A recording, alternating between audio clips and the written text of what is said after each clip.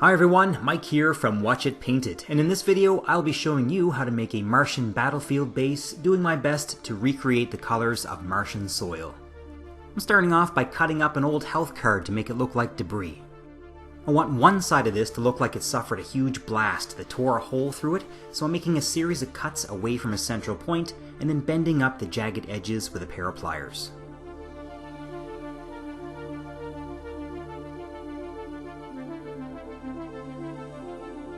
Next I want to create a fence post using 2 pieces of old sprue. We might as well use this stuff for something. Just a bit of plastic glue between them and then I'll set them aside to harden.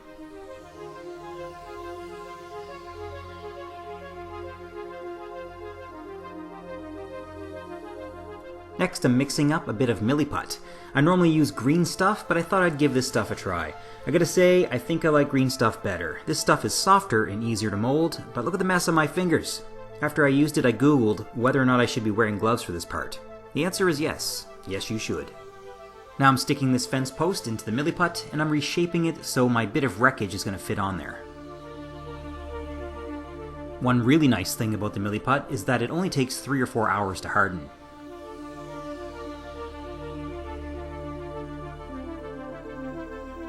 Next I'm using a bit of razor wire from Army Painter. You can get this stuff in metal or plastic. I've never tried the plastic stuff, but the metal is very easy to work with. If you want to make coils of wire on the ground or on top of a fence, it's just a matter of wrapping it around a pencil and it will keep its shape.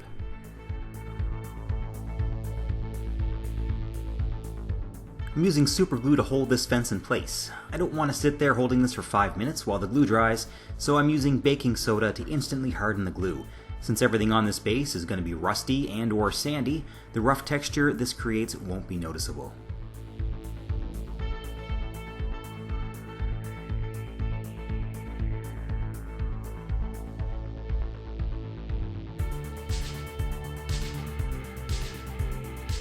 Next I'm going to prime the rim of the base and the fence post.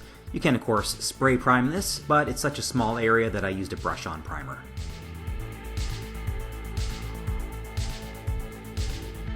For my Martian soil, I'll be using Vallejo earth. It's a rust brown color already and I won't need to prime it. If you don't have this, you can use any sandy earth texture you have laying around and then just paint it with an orange brown color like XV88 from Games Workshop. While making this video, I found a fantastic paint conversion website that I'll share in the description below. So after covering the base with earth texture, I'm sticking this old card into the mud and then covering it around its edges.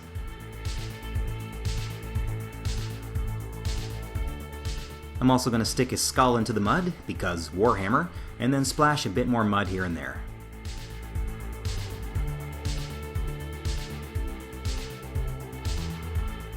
Once again I'm using some brush-on primer just to cover this plastic card and the skull.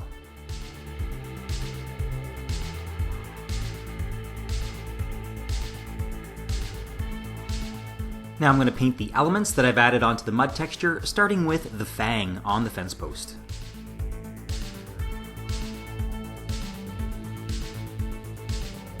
The razor wire fence and the scrap metal on the ground are both getting a layer of gunmetal from Army Painter. And now that the fence is dry, I'm dry brushing on an edge highlight of Slaanesh gray.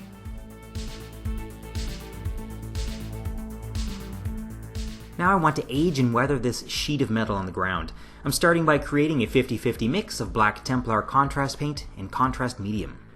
I'm putting a fast, thin layer on top of the metal. I'm going fast because I don't want this to leave brush strokes. I want the paint to have time to settle out and smooth itself. Once that was dry, I took the time to cover some of the edges that were exposed on the sheet of metal on the ground after that first layer of earth texture shrank, and I also put a bit more on the surface. Next I want to add some rust to the metal. These are the colors I'm using, but you don't need all of these. You can definitely get away with just the middle 2 for what I'm doing.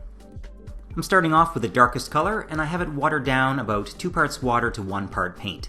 I'm dabbing this on randomly, and you can use a brush or a sponge for this part.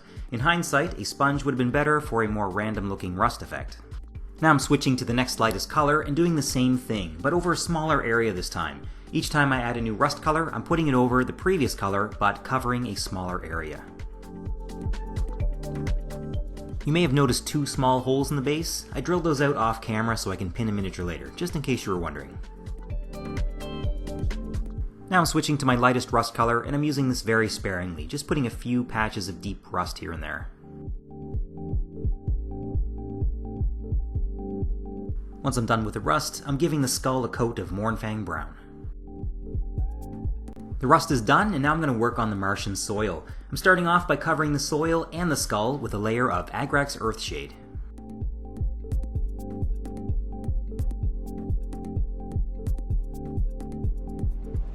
Next I'm going to do 3 layers of dry brushing over the soil. The first is with XV88 and the second with Balor brown.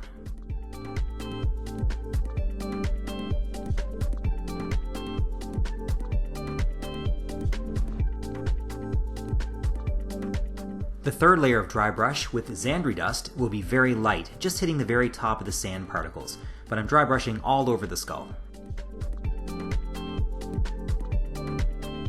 The last thing to do is just clean up the rim of your base with the color of your choice. And there you have it, a Martian battlefield ready for whatever you need to attach to it.